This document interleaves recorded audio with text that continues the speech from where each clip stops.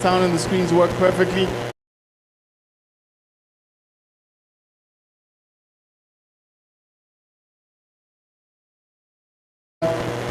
Just a quick housekeeping. The restrooms are to my left and to your right, predominantly. If there's an issue with fire or any of that crazy stuff, which I don't think is going to happen, if it does happen, run to your left. There's a bunch of stairs you can run down. If it's really bad, you could probably jump out the back. It's unsafe, but I've told you, so you know. If you need any drinks from the restaurant, they're here. If you need any water, it's served to you. If there's anything missing, reach out. Someone's going to give you a hand. You're looking for black gents and ladies in black attire written AfricArena on them. But we start in a minute, and it's good to have all of you here. It's good to see you all. And let's go.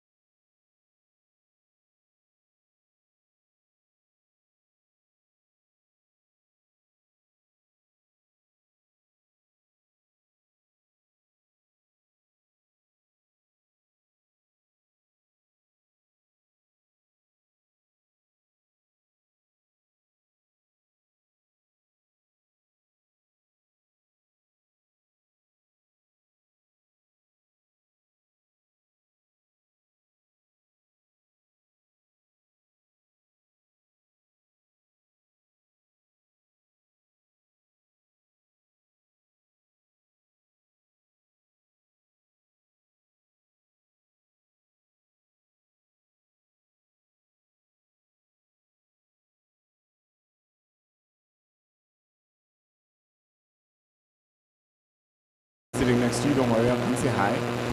My name is Tony. I'm going to be hosting you for the next 2 days. We've got some really cool things going on. We're going to be here for the day, and then we're going to go out to Shamba tomorrow. So I'm hoping to see some of you there. Phenomenal space, fantastic. I was there over the weekend. It's amazing. And the sun is kind to us, so it's not, it's a beautiful energy to be outside. Now, one of the things that we want to make sure you do is have conversations, investors and funders and founders. And so I'm going to be pointing out some spaces where we can sit down and have a chat.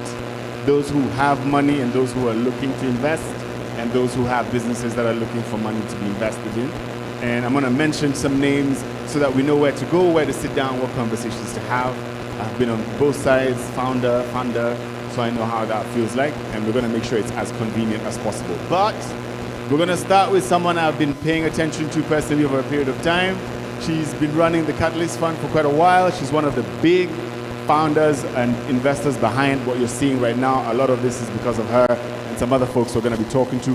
But we definitely want to invite Melissa Carraro from the Catalyst Fund, who have just raised a massive round this last week. I think it was Monday, the week that just passed. And it's very good to have you over. So please come over and say hello. And let's, the stairs over there. Let's give her a hand as she comes. This is where the steps is at.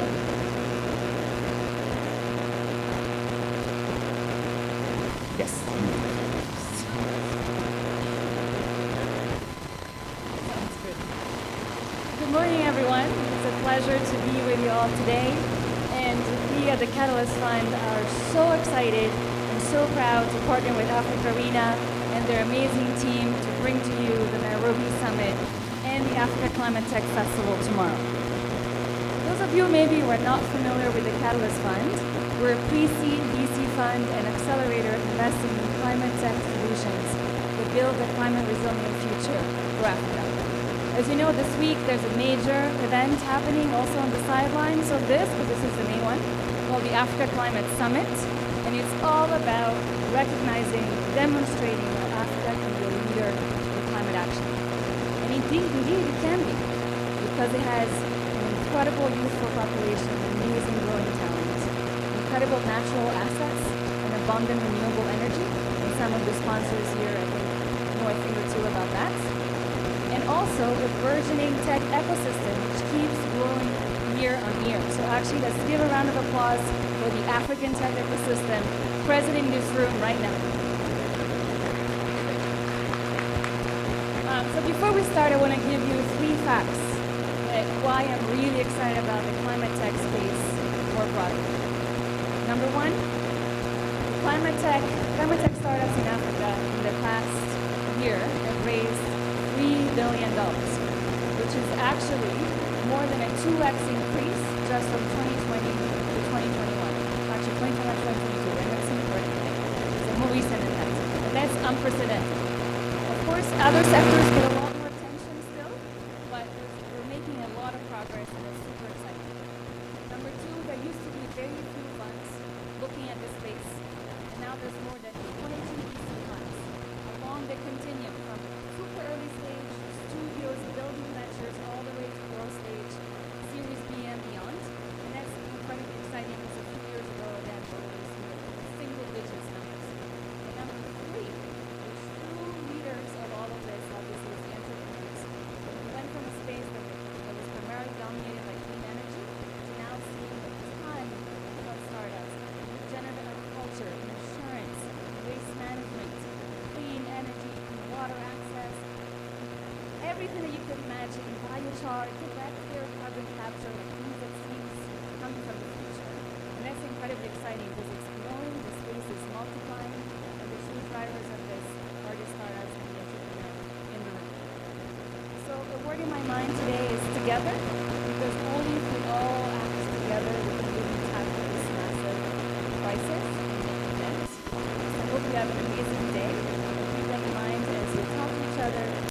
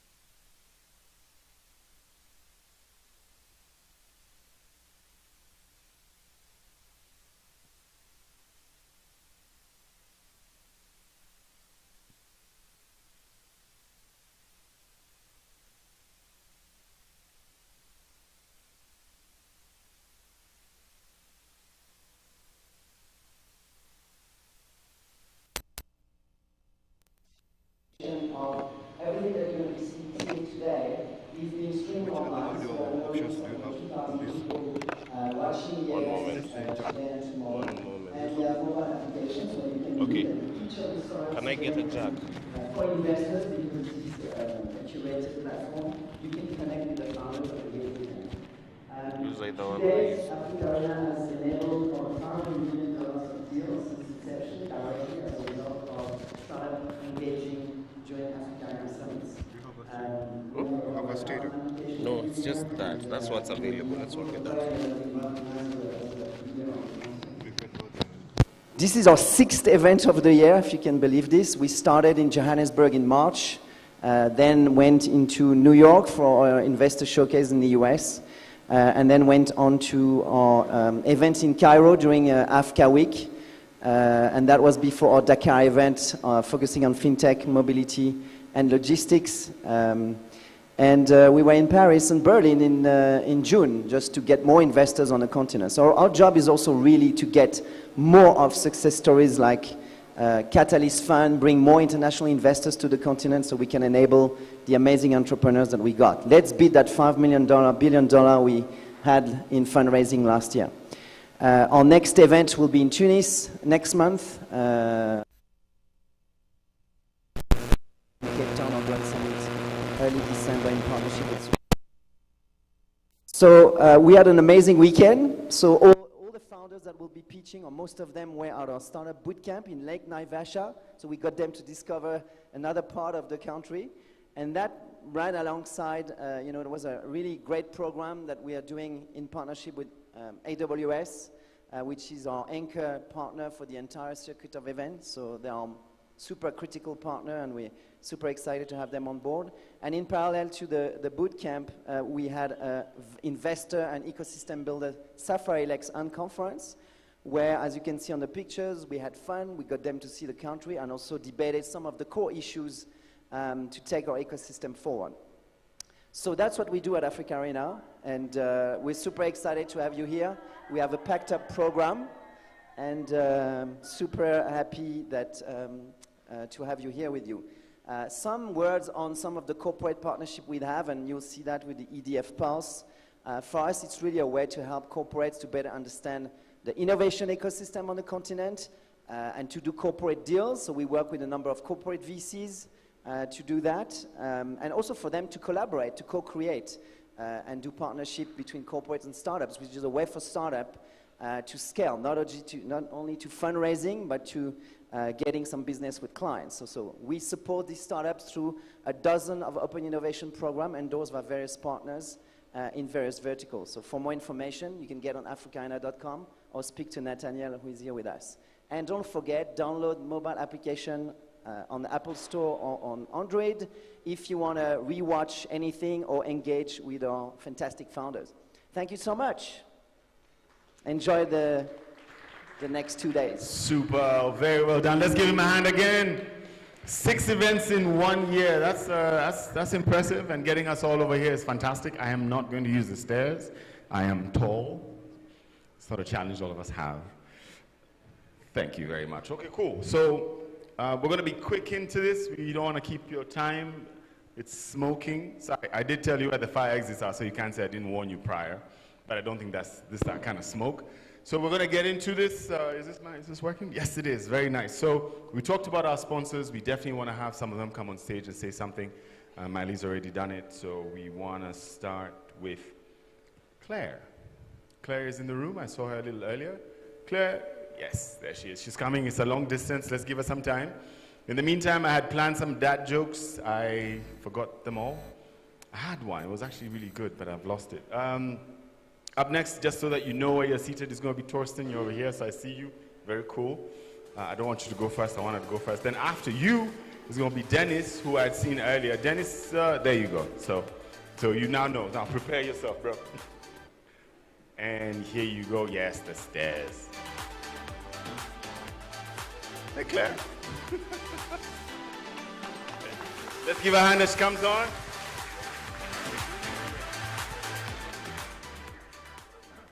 Good morning, everybody. My name is Claire Nyambori. I'm representing FMO, the Dutch Development Bank. So supporting entrepreneurs to build inclusive businesses sits at the core of our strategy.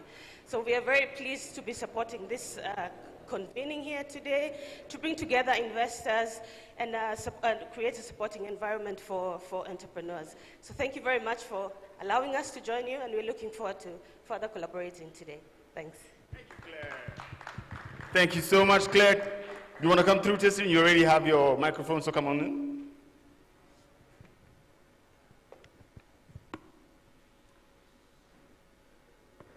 Yes, good morning, everyone. How are you? Yeah, my name is Thorsten Fischer. I work for the GIZ SIAS program. We have a one-year-long startup support program where startups can get customized support in order to bring them to the next level. We make them investment ready.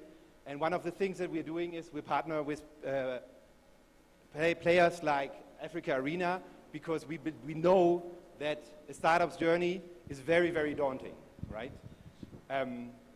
There are always too many problems, and particularly if you're in the agriculture space, that we are looking at in the food space, in the climate space, there is just not enough support. Maybe when you're in a place like Nairobi, you have communities, but if you're in a place like Tanzania, in Ghana, in even places like Togo, Mali, and so on, sometimes you're like just the only person in your space, and you can meet all the investors in 1 week. And so we're trying to scale this. We brought a few startups, maybe the ones who are with the ZEISS program, you can raise their hands. I see Francis over there, there's Amira, and there's Lucas. They have really, really great startups, so I really want to point them out to you if you're an investor. Talk to them, be impressed by them, support them in any way you can. Because these are scary times, right? I mean, climate change is not something that is going to go away. We have rising inequality across the country, across the world, really. And we know that partners like AfricArena are building something that every founder needs. And I think that's community, that's connection, but I think above everything, that's empathy, that's being recognized by somebody who's struggling with the same thing than you're doing. And we saw this now on the boot camp, how it was so great for someone who doesn't have a chance to connect with another founder to just hear someone who's facing the same things. And that is really something that we at SIAS are trying to do. We have our application open now, so we're taking in new startups, about 20 for next year. So if you know anyone or if you run a startup, this is the first time that we are also focusing on climate. So previously we've been supporting about 70 startups in agriculture, food, and now we are broadening the scheme because I think everybody knows that there is something to be done in this space. And go to VC4A, there's some information at the entrance. Please spread the word and talk to me if you have any further questions. Very, very much looking forward to the event, and thank you to everyone in the AfricArena team. I know they all had all-nighters. They will not sleep until Saturday. Have some empathy with that as well. And have a great day ahead, and see you tomorrow, today, whenever. See you. Bye-bye. Nice. Thank you, Thorsten. We're gonna come looking for you for those details and the links. He said VC4A. I definitely know a couple of people in the food and ad tech space who would want to do that. Ready? Come through. Get the mic from Nathaniel. Ladies and gentlemen, Dennis Kerr. Good morning. It's a pleasure to be here today and to work in partnership with AfricArena and other co-partners. My name is Dennis, and I work with EDF Kenya. I'm the country manager for Kenya and Eastern Africa. EDF has been in the market or rather in Kenya for just under 2 years. For those who don't know what EDF stands for, is Electricité de France. So we are an electricity company.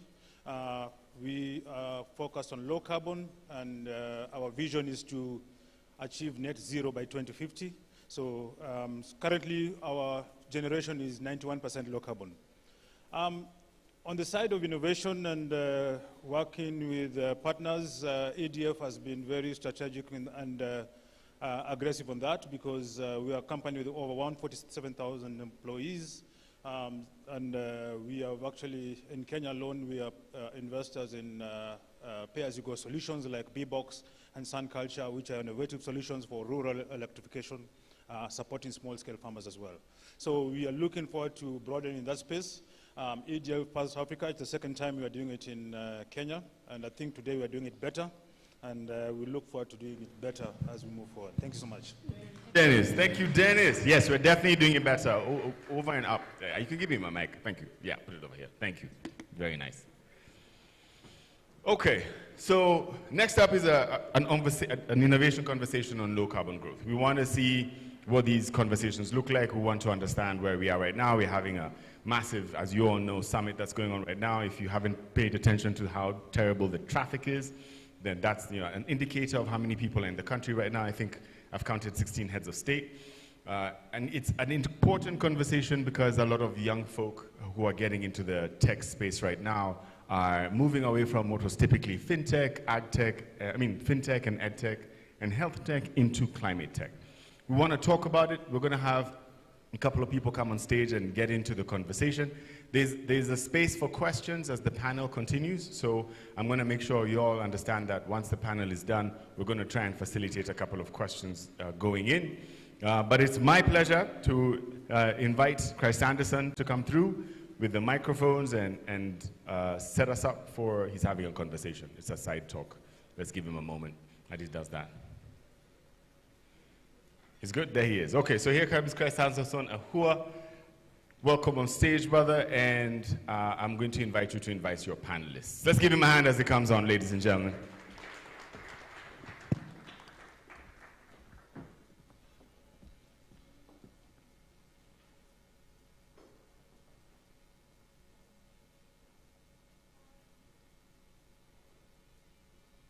No, yeah. Hi. Someone was missing. Great. Thank you very much for being here with us today to talk about innovation for low carbon growth. So with me to talk about this great topic, I have Chris Anderson Awa. You're the communication director for EDF, and you also running the EDF Pulse. We're going to talk about it later in Africa. Sorry, but I don't have your name. You're not supposed to be here.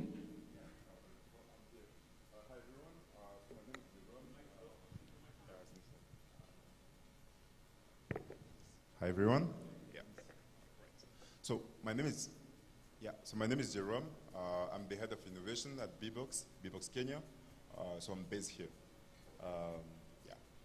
And can you just tell us what BBox is, please? Oh yeah, I think we are going to have time to talk about BBox, but like we are a startup company providing essential product to people in rural Kenya. Okay, thank you.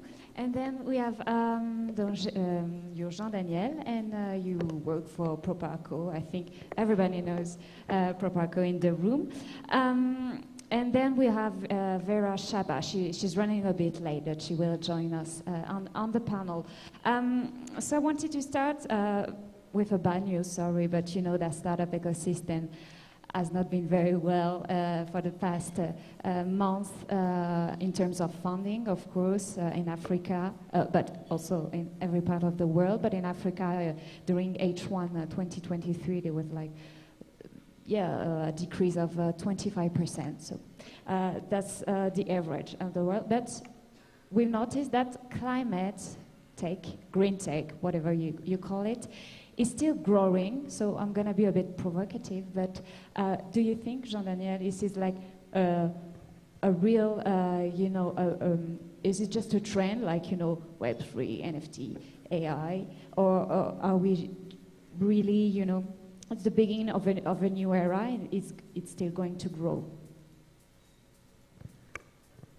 Thank you for the question.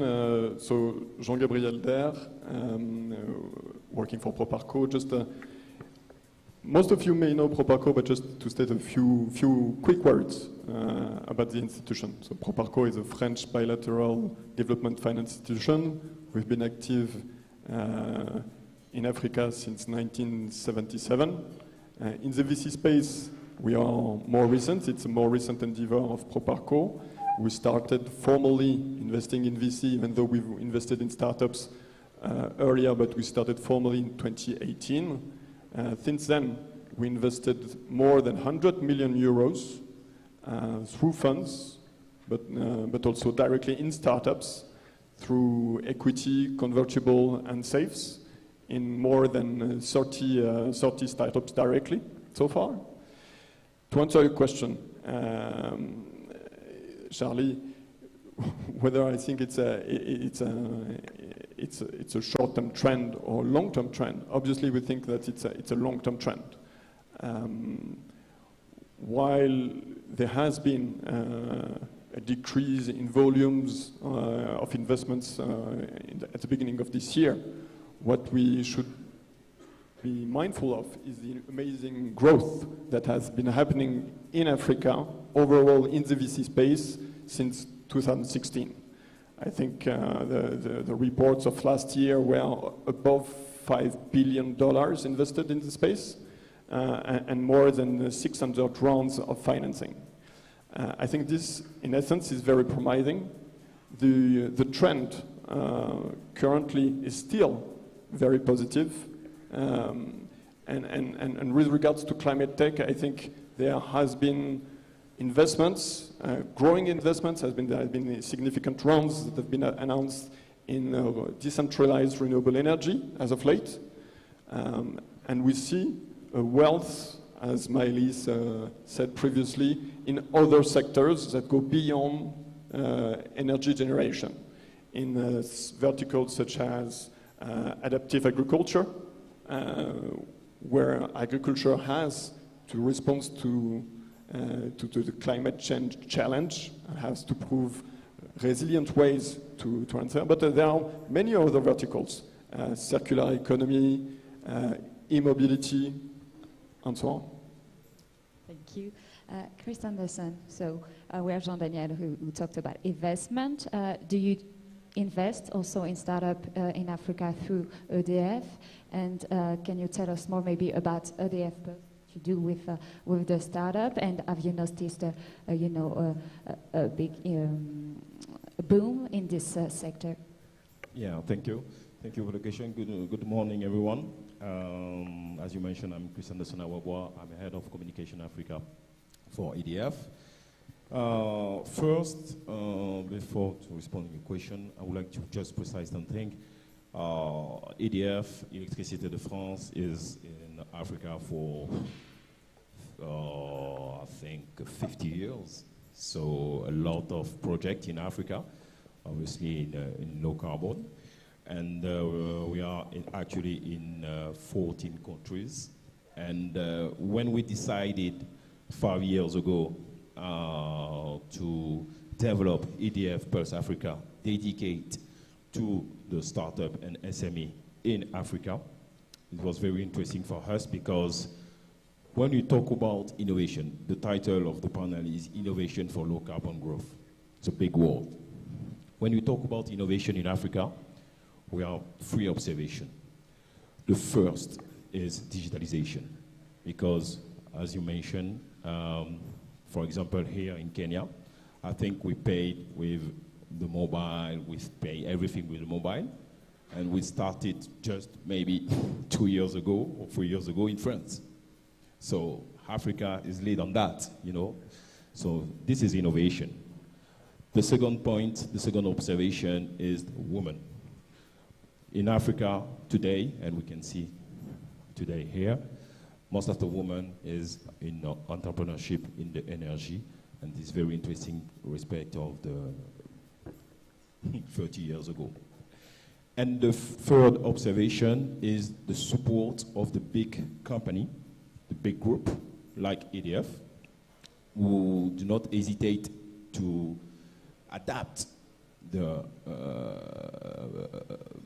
business with the startup to have more agility. And the good example for us, for EDF in Africa, we deal with B-Box, the startup, Sun Culture, etc., etc. So when we decided for EDF Pulse Africa, as I mentioned, EDF Pulse Africa is dedicated to the startup and SME in Africa.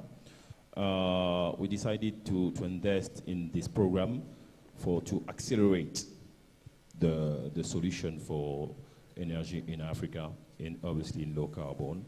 And we have at least 2 success stories. We have one startup in Zambia, Standard Microgrid Zambia.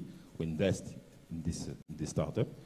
and another startup in Cameroon, or we did a partnership with them on the CNI solution for building.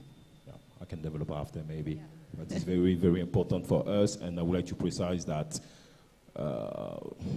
the access to electricity, access to energy low carbon in Africa is very, very important, because as we know everybody, but in Africa, without electricity, without energy, we can do nothing. And for you, Jérôme, do you see more interest from maybe big corporates, or can you just innovate alone or with them? Thanks for the question. So, I mean, BBox is one of the benefit from investment from EDF. Can you hear me now? Yeah. Okay, nice. So, yeah, so EDF is one of the investment.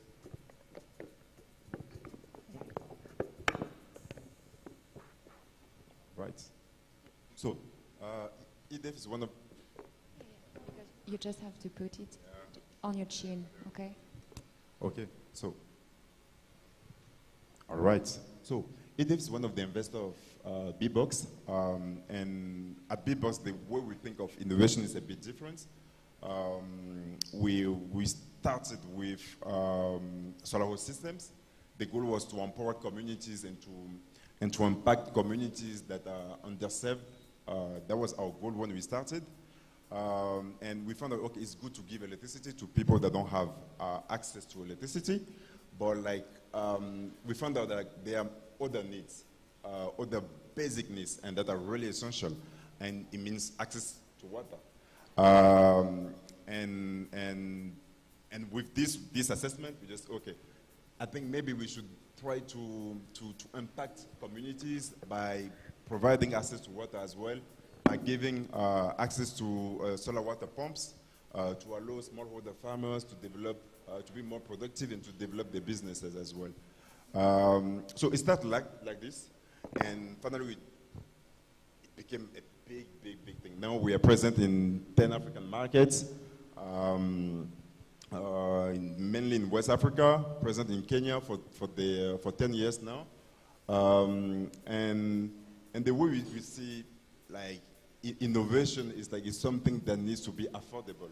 Innovation doesn't make sense if it's not inclusive and affordable for most of the people.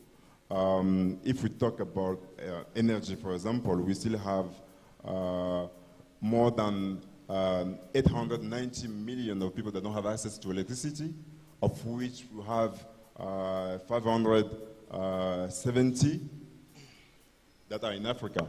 So it's a big challenge that we need to tackle, and we do need investors to finance us and to grow more and to have more impact. So yeah, I think this is my take on the questions. Mm-hmm. So we see that the wave of innovations in this area in Africa, but is it only concentrated in a few countries, or is it spread all over the continent? Yeah, thank you for the question. So it's, as Jérôme just mentioned, it's a huge challenge that has to be tackled. It's 570 million people. Lacking proper access of reliable, clean, affordable electricity in Africa, on the continent. To answer your question, so obviously it's a Pan-African issue, but there are a few countries that are unfortunately at the top of this list, with more than 90 million people in Nigeria lacking access to electricity, 70 million in DRC. And so it's a Pan-African problem, but with some countries that are lagging behind. I'd like to point to what Proparco, together with the European Union, we've been trying to do to address this issue. We've been running since 2018 a specific program called the African Renewable Energy Scale-Up Facility. With this program, we've been investing essentially in startups in sectors which are very close to what BBox is doing. So some of those startups are in distribution of solar home systems. Some are essentially mini-grid developers. Some are in the CNI sector.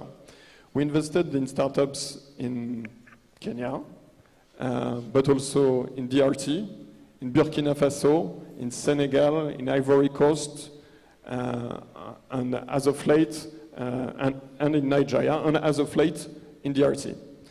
The issue here is to find not the demand, but to provide affordable solutions that can be scaled. And in order to do that, obviously you need funding, but you'll need also a conducive regulatory environment with a regulation that is clear and stable and that says at what tariff you can price your electricity and what will be the rules governing this sector in the future. Thank you. And maybe Christian Ascend will talk about this. This maybe differences between the countries in Africa. Have you noticed this? And what are you doing, to fill the gap? Good question. We know that today there is a difference between Eastern Africa, for example, Western Africa, North Africa, Southern Africa, in terms of access to energy, affordable, access to electricity, access to the good solution. How to manage that is a big challenge, it's true. But we try to develop our activity by cluster, if you want. For example, we have the cluster of Eastern Africa, North Africa, West Africa, with always an offices there. And after, we try to adapt our solution to the country. Because when we talk about Africa, Africa is not a country. Africa is a continent. That's a problem. Sometimes people forget that. We cannot develop a business or a solution in Kenya like in Ivory Coast, like in Senegal, like in Morocco. It's not the same issue. So we try to adapt our solution to the country, to the cluster. That's the first point to respond to your question. And for you, Jérôme, same question. All right, thanks. Yeah, I totally agree with what Jean-Gabriel and Chris Anderson just said. And even our business, as it today, you can see that there are some products and some services that we provide in some countries and not in other countries, depending on their maturities. As it today, BBOX, our goal is really to provide essential products. We are in the e-mobility sector, solar systems, agriculture with water pumps. We provide some fridge as well for people that don't have access to cooling systems. So it became a big margin, but it doesn't mean that we come to Kenya and we say, okay, let's try to develop all of those things. Because you have a different maturities, and in Kenya is really developed, and you can see that there is a bit more advanced in terms of e-mobility, for example. There are quite a lot of actors in the sectors where you see Rwanda, for example, where there's still a big need and a lot of potential to develop as well. So yeah, the approach is like you really need to adapt to each countries. And even in terms of initiative and support from the investors or governments, the example of Togo, for example, where you have the government that's providing subsidies to promote low carbon like activities in the countries. So they provide subsidies on solar systems, but also on water pumps, and it became something they really want to empower, to allow the smallholders to increase their productivities. And them increasing their productivity means as well having a big impact on the GDP of the countries. So yeah, even in terms of initiative by governments, you have different you have different the degrees of support. I would like just to add something, if I can. When you talk about innovation, it's also, as I mentioned before, the third point to adapt our support to the African economy to development. I mean, for example, it's very important to support, to be in touch with the African SME, African company, African startup, because it's not, as Jerome mentioned, to arrive like that in Kenya. Okay, we are EDF, we are an expert on energy, low carbon, blah, blah, blah, and develop like that without the African startup or African SME or African government. Because when we talk about electricity, when we talk about energy, it's a mission for the government also. It's not about replace the mission of the government, but how to develop solution with the government and with also entrepreneur and company African. That's the key point also when we talk about innovation. Okay, you mentioned government. Of course, when we talk about innovation, we have to talk about regulation. I know it's a bit boring, but do you think that there's any obstacles today for this startup, for example, for innovators in this low carbon tech sector? And you're going to say it depends on the countries, I'm sure. Probably it's a usual answer because indeed Africa is a continent, it's 54 countries, situations are very different from one country to the other, from demand to regulation. What can help foster innovation is essentially your question of what hinders innovation. I think the way as a DFI we're looking at it is that we are trying to provide the financial tools actually to foster innovation. I'd like to mention another initiative, if I may, of the French Development Agency with regards to energy, and then I'll mention a second by Proparco. AFD has developed a digital energy challenge, and I think it's interesting because it's been running for 3 years now. It's also a 20 million euro facility that will be running up until 2024 with the backing of the European again.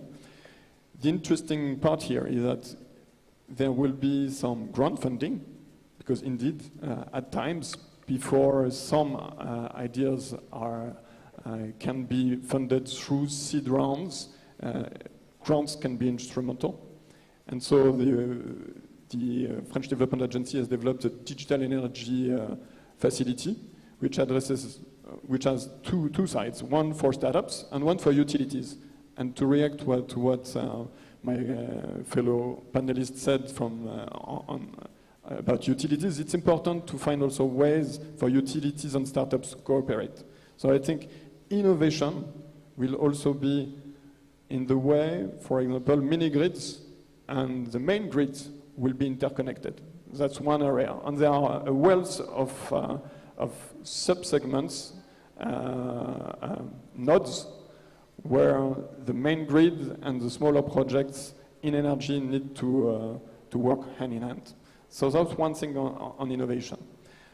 With regards to every low carbon technologies beyond energy generation, I think very much what we need is an ecosystem, a VC ecosystem, and that will look specifically at its sector overall with its different subsectors, and we'll need fund managers, okay, with the expertise, with the boots on the ground in Africa, so local fund managers that will be in a position to identify the startups in this room, but outside with proper seed funding or even pre-seed funding up to the stage of Series B, Series C. And I think this continuum is something on which Proparco very much for the last 5 years has been trying to work on.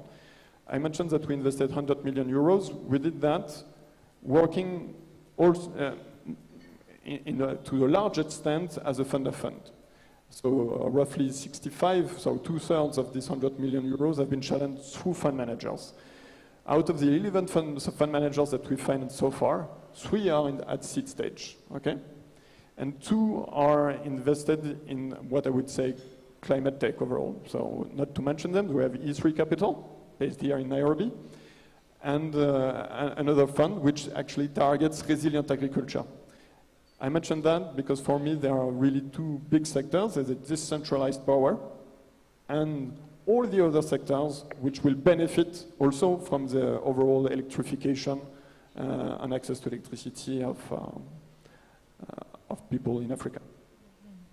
Jérôme, do you have any obstacles regarding, your startups? You mentioned, of course, financing. It depends on the phase, or maybe in terms of regulations, as I mentioned before. Thanks.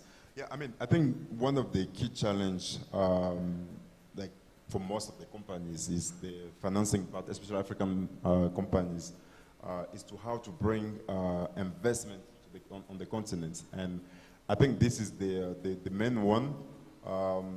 There are other challenges that quite a lot of companies are facing. They can be operational, or can be the regulation of the countries. And as I was saying, I think the right approach on this one is really to have like also an iterative approach where like there's a need that we want to provide a solution for this need. Okay, there are other needs that we can provide some solution for, fine. But like it doesn't mean that we can just go to Rwanda or Uganda or other countries and do the same thing, because the regulation is different. Their people are different, needs are different as well. So I think the goal is like to find ways to overcome those challenges. But the main one is financing, and we need to convince investors as well that what we are doing is the right thing and is going to bring a lot of benefit, not only for the population but also for the company. Yeah, that's my thing. Chris Anderson, of course we mentioned financing, a bit of regulation, but behind innovation there are people, talent. Is it easy today to hire people, talent here in this specific sector, or maybe because you're a big brand, so it's easy? And maybe Jérôme, you can continue by telling what it's like for a startup. Yeah, beyond the scene, we have people. We have people, and I like to speak about my African people. And we know that Africa is a young continent, if I can say that, because sometimes we say, the whole continent is a young continent. Why I say that? I say that because in Africa, we have a lot of young people, young person. We want to develop some solution for Africa, African solution for Africa. This is the idea. But the problem is sometimes, as you mentioned before, Jean-Gabriel and Jérôme, there is a lot of issue concerning regulation, concerning investment, concerning the support, etc., etc. I manage EDF Pulse Africa for 5 years, and I can say, unfortunately, that 5 years later, when we launch the application this year, I seen again some startup or SME or project in the same situation, in the same stage. It's not about motivation or something like that. It's about, as you mentioned, people, because every day you have to challenge your project with the Africa reality, because we talk about African reality. African reality is about investment, is about solution, is about access to investment to accelerate their solution for Africa. So they need this kind of people. They need partner like EDF, like Proparco, like B-Box, I don't know. But people need also a support of the government, support of all the ecosystem in Africa.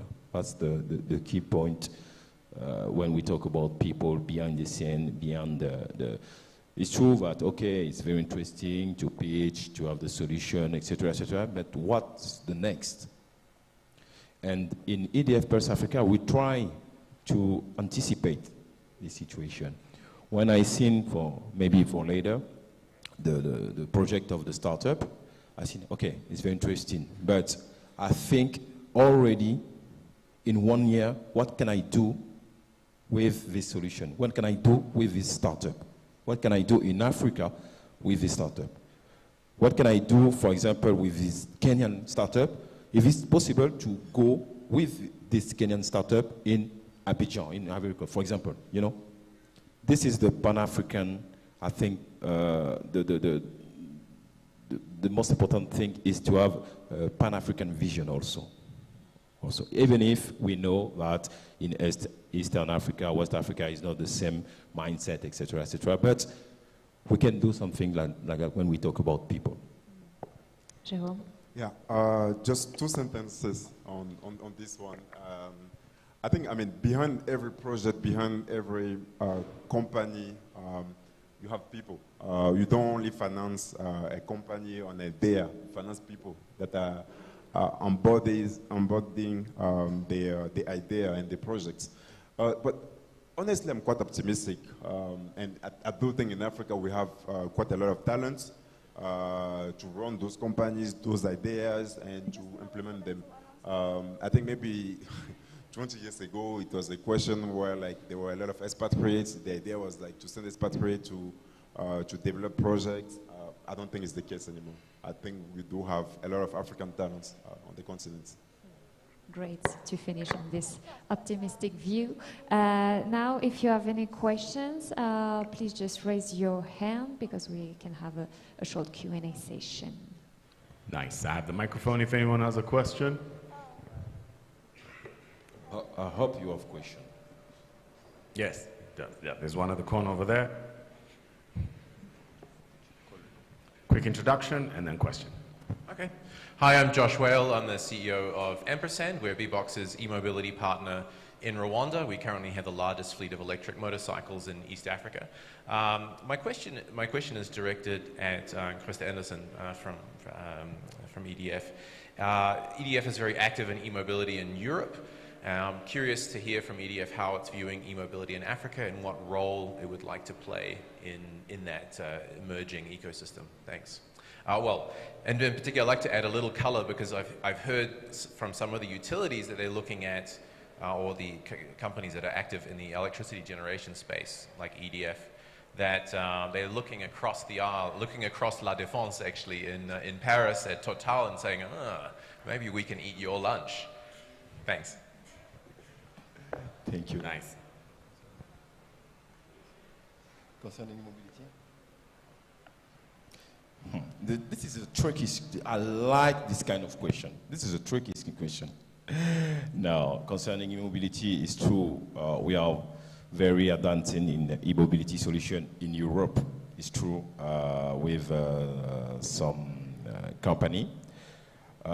It's also true that we want to develop also e-mobility in Africa, but depend of many things. Actually, we have to think about that. Depend of the countries, because as I mentioned before, Kenya is okay. Kenya, Rwanda, Uganda is okay for that. For the moment, we don't know if Western Africa is ready for that, for e-mobility. I come from origin Ivory Coast, Abidjan. And when I talk about Abidjan, Abidjan for me is like Lagos in Nigeria. To be honest with you, for the moment, I don't know how the e-mobility in Africa can be developed. Maybe in some sectors. But I think for the moment it's a little bit early. But this is the future. The e-mobility in Africa is the future when we talk about innovation. So we try to develop some connection. We try to develop to have a good vision on the solution.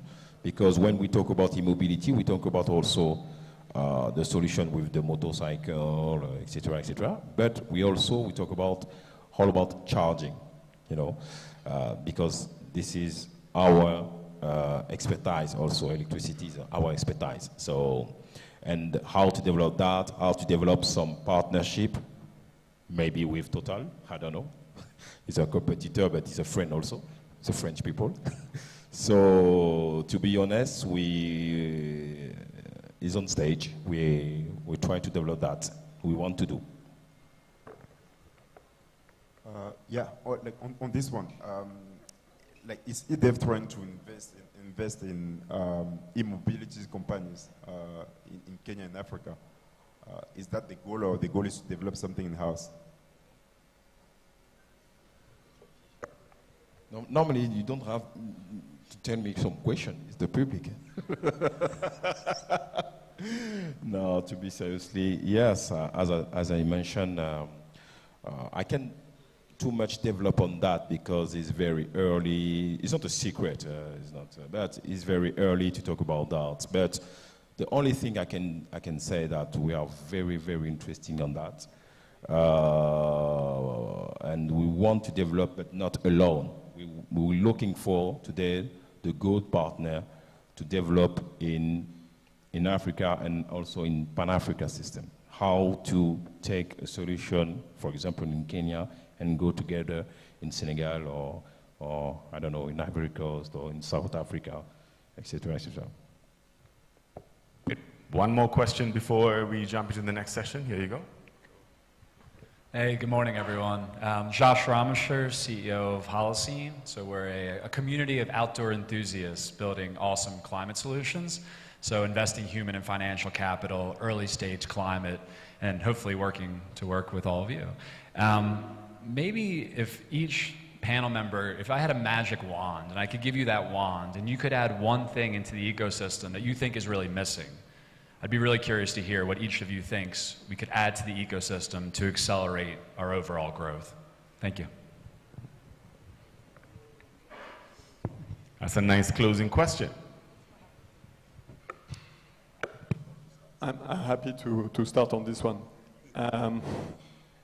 So I think we mentioned a number of things, from funding to tackling, to addressing all markets beyond only the big 4 markets in Africa, looking at financing stages. So a number of things would be great to have a magic wand and make that happen in a second, but that will take a bit more time, but I see a number of factors working on that. To bring something new to this panel. And I don't think a magic wand exists, but I see a number of initiatives trying to fix the voluntary carbon market. Okay? And why is VCM so important? VCM is important because indeed it's one way to tackle the climate change issue, but it's also an opportunity, very much so, for startups for a new revenue stream. But we have to, this market probably has to be fixed first. There has been a wealth of negative press on this market. At the same time, there's very promising prospects for it in the coming decade. So very much what I hope for is not so much of a magic wand, but a continued decentralized collaborative effort to fix this market, to provide additional revenues for startups here in Africa.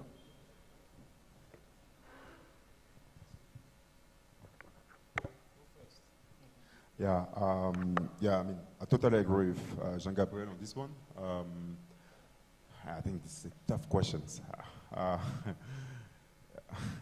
yeah, I mean, what to wish? Honestly, I would just say like more financing. I think ideas are there, projects are here. There's so many ideas and so many opportunities in the continent that that need financing to really unlock the potential. So for me, I mean, if there's something I can wish, it would be the really having like the financing. Yeah.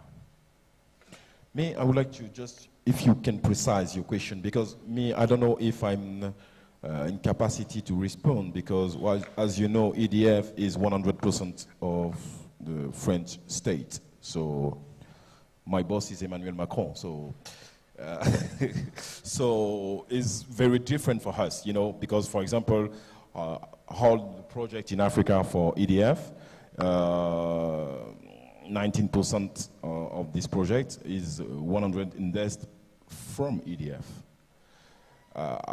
It's not about to not work with the VC or something like that. No, I want to work with the VC, but it's true that at least for the moment, obviously on the off-grid sector, we invest in 100% of EDF because EDF, as you know, is 100% of the French state. So now we have to develop, is also in innovation for us, to develop some partnership with the VC and to invest on the startup like Bbox. Bbox, we invest in Bbox, we invest in cell culture, not in 100%, but we can take a part, 15%, 20%, depend, or 50%, for example, in some company in West Africa. Well, thank you very much for sharing all your experiences, and if you have any questions, of course, you can ask them later. Thank you. Let's give them a hand, ladies and gentlemen.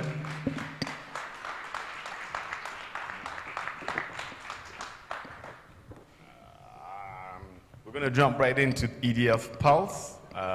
Yeah, she's still, yeah, Christiana's, you're still here because this is your situation. So today is your birthday. We're going to be giving you some of this. This is my birthday today, no? It is, yes. Yeah. So this is your program. This is what you have been working on, and you've been doing some cool things with it. We want to bring out some of the startups you talked about, and I believe waved their hands a little bit earlier, yeah? Do you want to talk us through what this is about, or do you want me to play the video first?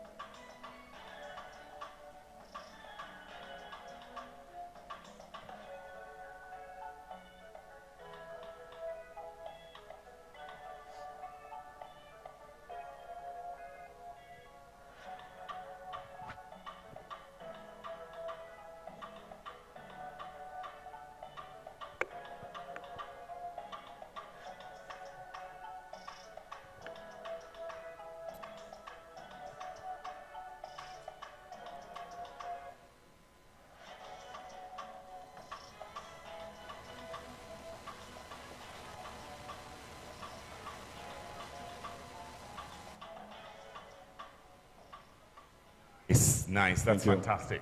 You want to talk us through it a little bit, and then we invite your peeps? Yeah, hello again. As I mentioned before, EDF Pulse Africa started in 2017. It's a very big project into EDF. I'm very proud of this project because, as I mentioned, every year is more than 500 applications.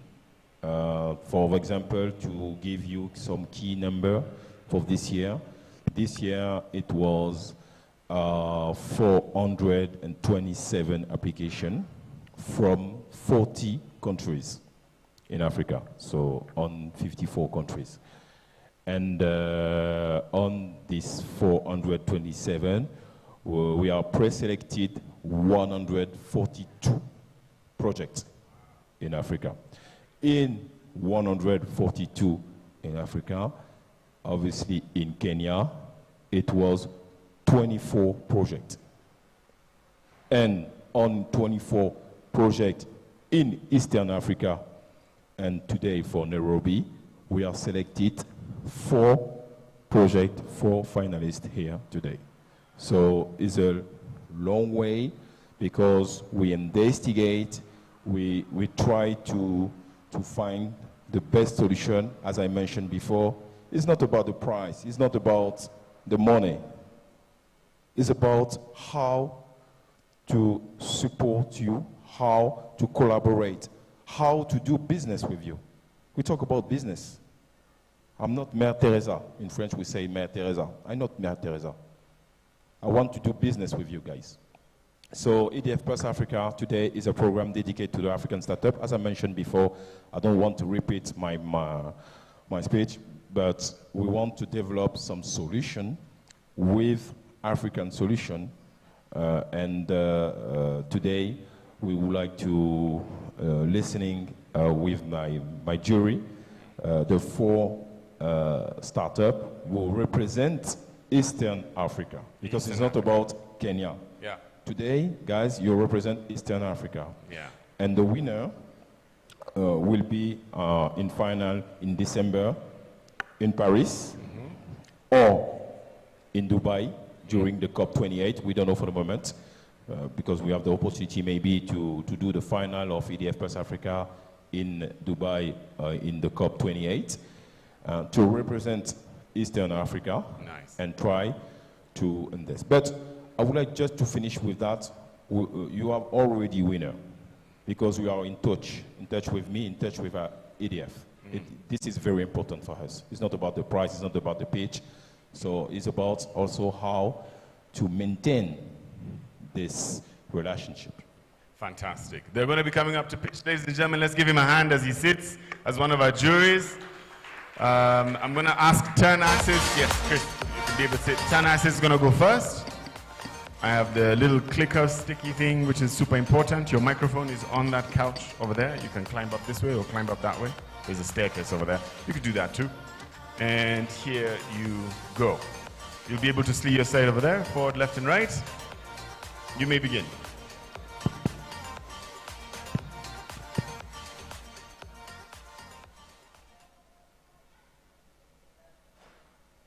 Okay, so morning, ladies and gentlemen. My name is Edwin Kiru. I represent a company called Tanaxes as founder and CEO. I have 5 minutes. I'm not going to read through the slide, but I'll give you a couple of important points. Specific to Kenya, in the year 2020-2021, 53% of all energy that was generated was consumed by commercial and industrial entities.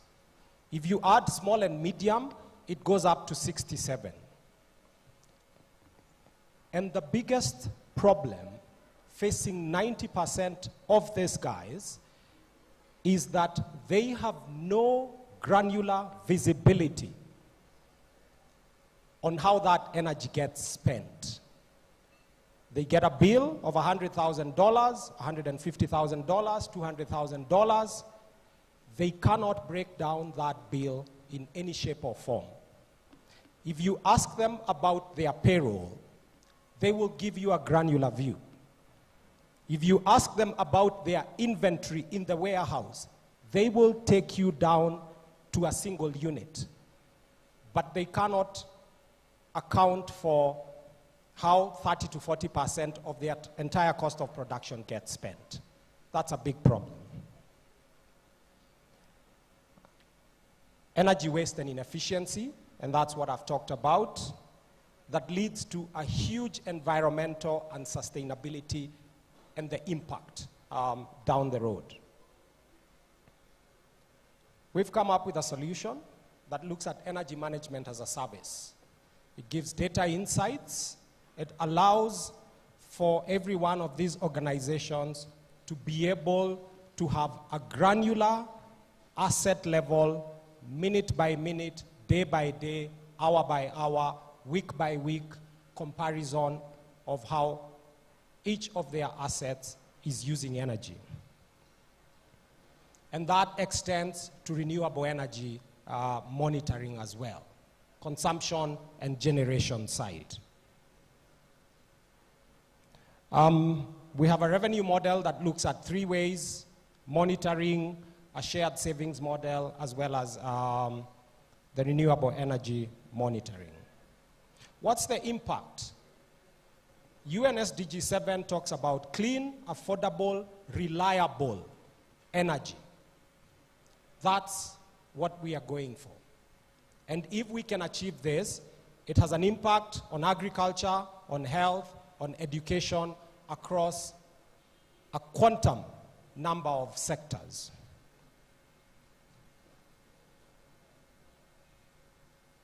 I don't know if this appears. Yeah, it's got a... So just some traction there. We are at product solution scoping into MVP right now. We've got 120 plus customers who have told us, bring this solution to us. This is a challenge that we have, and it's a big one enough for us to be able to pay money for. We looked at the market, and there is really no statistics, and you can do your work. We don't have a visibility of Africa as a continent. But we looked at how much Africa's GDP is in relation to the rest of the globe, and looked at this market, and we were able to deduce how much of a market size it is, specific to clean energy and efficiency, not the entire energy spectrum. Our competition, and we have done some work around there, what they are, who they are, what they have, what they don't have. Again, I don't have a lot of time to be able to look at that. We've looked at our projections, where do we go, live sites, and a couple of KPIs there. That's the team. And that's how much we are looking for across the market in pre-seed to be able to continue doing what we are doing. There is no plan B, because there is no planet B. This is it. Climate tech, green tech, and anybody else who wants to join this bandwagon, this is it. My time is up. Thank you.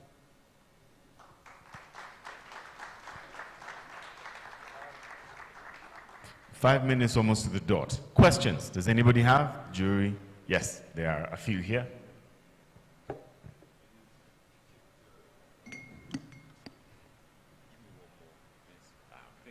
I'd put it on. Thank you very much. Thank you. I propose to you 5 minutes of question. I'm the president of the jury. Thank you for your presentation. And I propose to my jury maybe one question by person. Okay, we can start. You can start. All right. Thank you very much. Thank you, Edwin, and thank you for your presentation. So I'm an engineer who works in energy efficiency. I've been working in that space for the last 13 years, and your product seems to be software. And so the question is, for buildings that don't have the hardware to be able to collect the data, how are you mitigating that as a startup? And then the second question is, you speak a lot about your pipeline and LOIs, but we can't really sense your customers. Do you have any customers? And if not, what would that reason be, especially if you said that this is a product that everyone needs? So I think it's just to better understand that. Okay. Thanks very much. Thank you. So no, we have a pipeline. We don't have any live customers. We are pre-revenue and building towards product market fit and obviously into paying customers. The first thing we will do is, of course, post-MVP is ensure we have targeted 6 sectors that we get at least a paid customer out of each of those.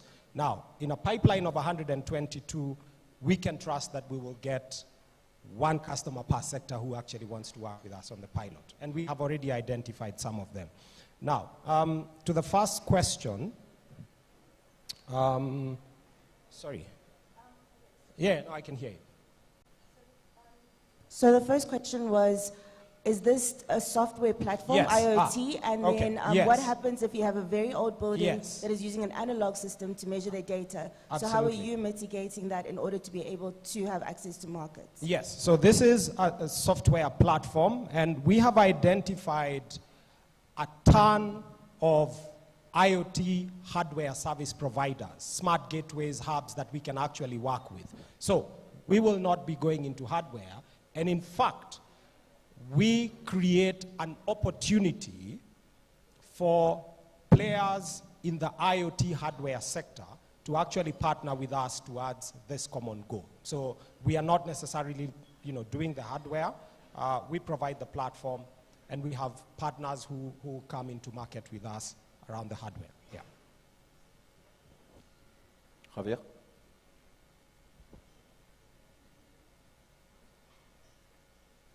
Perfect. So if you could give us a sense of what is the cost of your solution, give us a range, and what is the expected ROI for the customers once they acquire your solution? Yeah. Okay. So I'll give you a couple of numbers based on average, forecasted numbers. We have a forecasted cost of customer acquisition cost of about $2,300, which we think at scale will move down to about $1,400.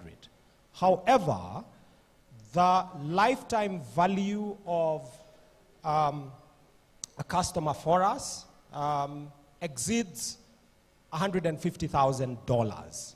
Now, cost of acquisition at 2.3 and an LTV of 150,000, that's huge. Why is that?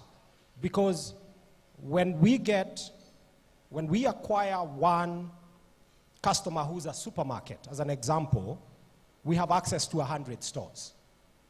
And that's how it works. So it's not just single location. It's the multiplier effect of that. Churn rate, we have thought about that. You didn't ask. But we also expect our churn rate based on costs to remain certainly within the 10% threshold. Does that satisfy your question? All right.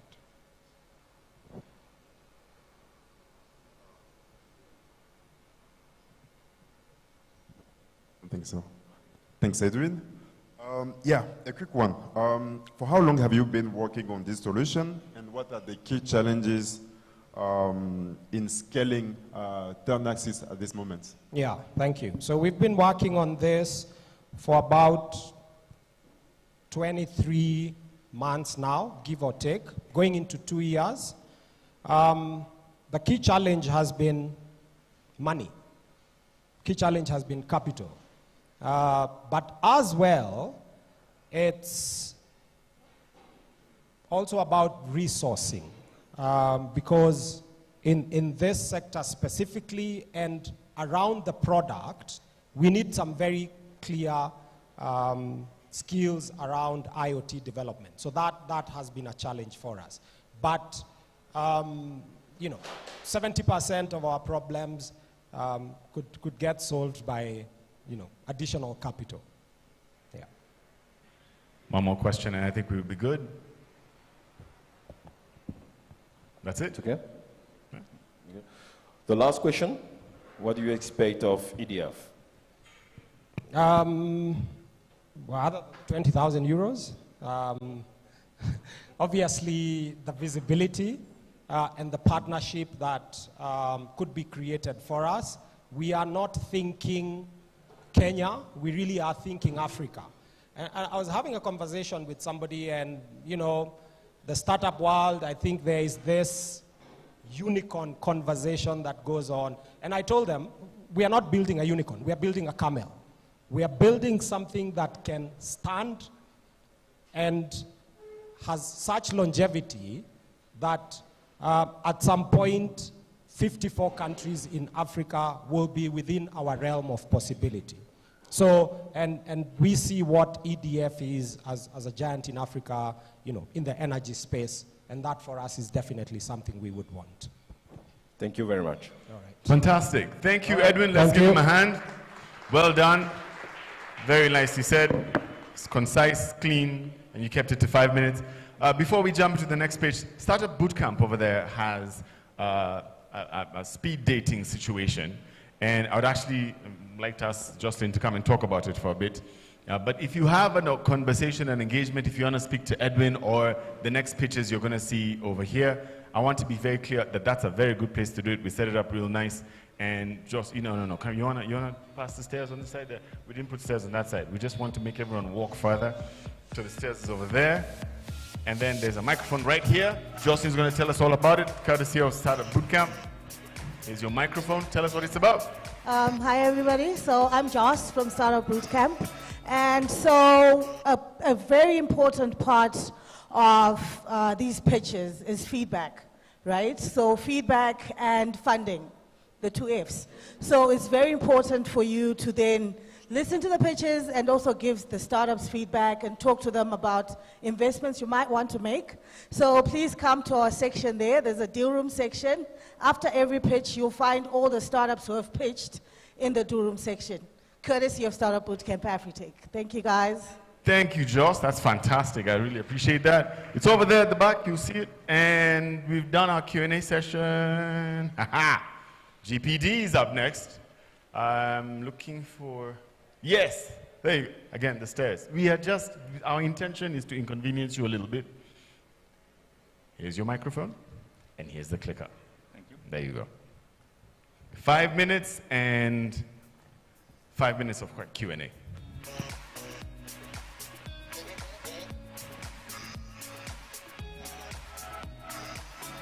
Good morning. Thank you very much, EDF, for inviting us to this important and very exciting event. My name is Einar Haveland. I come from Norway, but I'm representing green energy distribution, Kenya and Norway. We have been impressed for many, many years of all the fantastic work going on all over Africa in respect of renewable green energy. Solar, wind, hydro, yeah, you name it. It's just fantastic. And this is the right way to go. However, we are looking at missing link in this green energy, and that is the green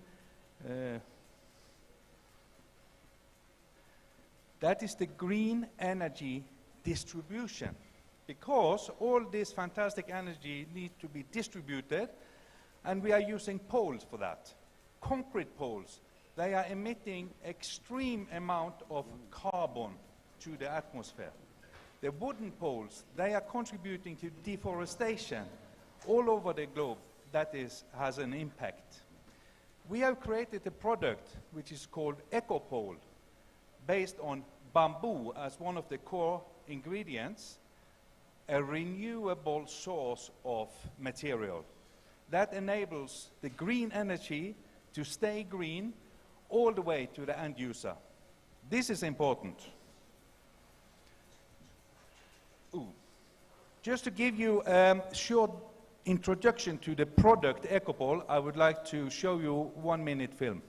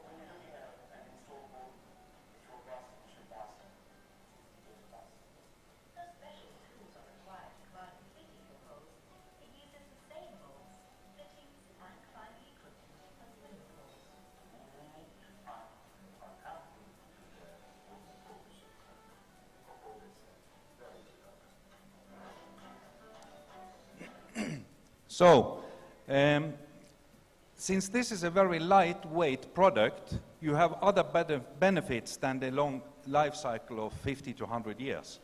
Also, since it's lightweight, we are able to reduce the transport cost and transport hassle by 70 to 80% compared to traditional poles. This is very useful when you are thinking about rural areas. You have islands, you have swampy areas, hilly areas where you cannot transport on a heavy truck or a crane. This product you can carry on your shoulder or on a small vessel, or like this in Victoria Lake where we have the poles at Ramba Island. Could not be possible to transport concrete or wooden poles to this island. Use of wooden poles creates deforestation, and also wooden poles, they have a very short life cycle. They have to be replaced within months or few years.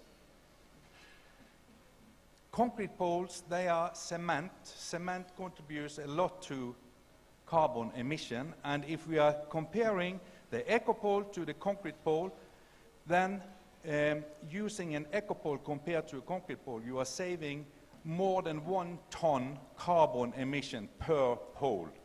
And when we are thinking about millions of utility poles all over Africa every year, you can do the math. So, eco-pole, the green choice, sustainable choice for the future. Thank you. Thank you.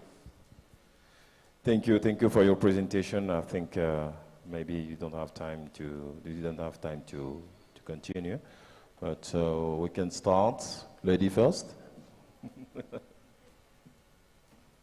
Thank you. I think that your product is great. I have a quick question around it. So, for the bamboo that you are using, is all of it being sourced from within Africa? And the reason I ask this question is because you're trying to do eco-pole to decrease the embodied carbon of poles. So if you're importing it outside of the continent, that is also embodied carbon. So I think that's my main question. And also, yeah, that's my main, let me just leave it there. That's my main question. Thank you very much. That is really spot on, because all over Africa, there is a lot of bamboo. Maybe you don't realize it, but it's everywhere. And it's not used. It's growing, it's dying, and then it releases again the carbon it has attracted over the years. We have now targeted a few countries where we want to establish factories. We have already one factory in Nairobi. There is a lot of bamboo here. We are buying locally. We have established a dialogue in Senegal. We also have a lot of bamboo available in Senegal and in Guinea.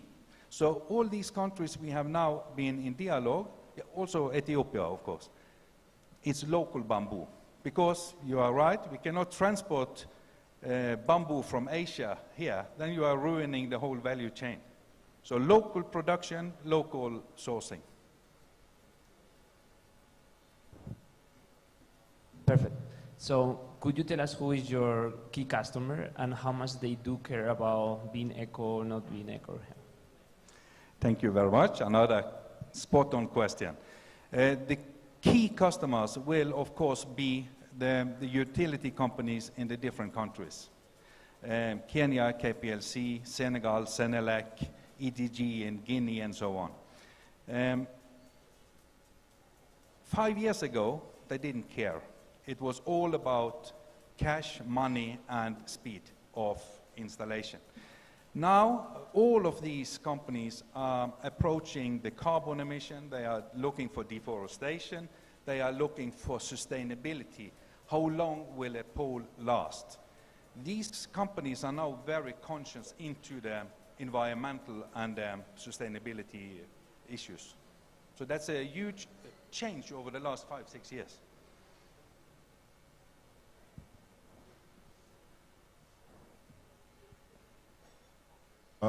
Thanks. I mean, this is quite original.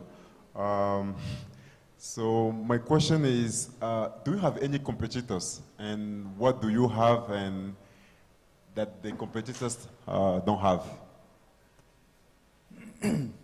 Well, of course, this is a patented system from Norway. We brought it to Africa. We have the first factory here. There has been a few companies who tried to copy this, but we have some secrets in our drawer, so it's not as simple as it looks. We expect there to be more competition coming because the utility market is unlimited in Africa, and we need to move away from concrete and wood. So I'm welcoming all competitors, but don't steal our patent, then we come running with lawyers. Can I get a question from the crowd? I believe I have one. Anyone else who wants to ask something about green poles? Yes, here we go. Thank you. I think that's a great product. I'm just wondering, because most utility companies are government-owned, KPLC, etc.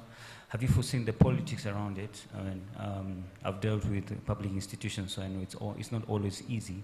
So just the question is, have you foreseen the politics around actually them replacing the concrete poles, the wooden poles, with this great innovation? Well, well, that is a touchy question because, yes, it's politics. And what we have been facing over the years is some difficulties coming into some markets because of the politics. But this is also in movement now because the need of poles and the need of green and sustainable solutions is coming. And also, if you look at a lot of the funding for electricity grids all over Africa, it's coming from the West, as grants, as support, the World Bank, EU, you name it.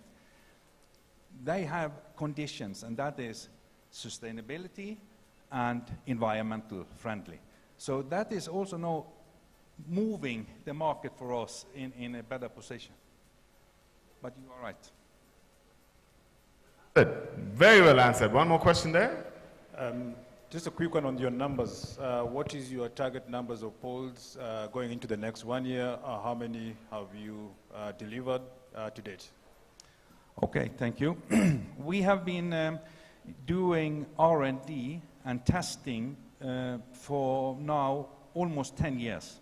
And we have done pilot tests in 7 countries in Africa, in addition to India. All of these poles has been manufactured here in Nairobi. We have the factory up in Limuru. So we have produced only some thousands of these poles and put it around. We now have approvals from West Africa, Senelec, East Africa, KPLC, India, the governmental electricity company there. We are expecting to sell approximately 100,000 poles in every country we establish factories. And we want to have factories in 5 to 6 countries within the next 3 to 4 years. So our target is, 600,000-700,000 poles within the next 3-4 years. Thank you. Thank you very much. The last question from me. Thank you for your presentation. Thank you for your project. It's very interesting and innovative project. But I would like to know that you precise when you talk about your customer, you talk about Senelec, you talk about the utilities, and how to work is a general question, but how to work in security with the utilities like Senelec or something like that. How to secure your project with this kind of utilities? Well, that's always a challenge, and we are relying on having firm and reliable contracts and paperwork, of course. But also, I've had the pleasure to meet some of your colleagues both in Guinea and in Senegal, and they are providing highly professionalism and reliability. So we are working with very qualified people we meet in these utility companies. But it's always a challenge, yes. Thank you very much. Very well done. Let's give him a hand, please, ladies and gentlemen. Thank you. There you go. And this is mine. Very, very nice. GPD Kenya, ladies, I would personally buy a pole from there. Contact information is up there, so you can be able to reach the line if you need to. And next up is Drive Electric. Ready? Give him a hand as he comes on stage. Here's your microphone and here's your clicker. There you go. You can put it on by pulling it up.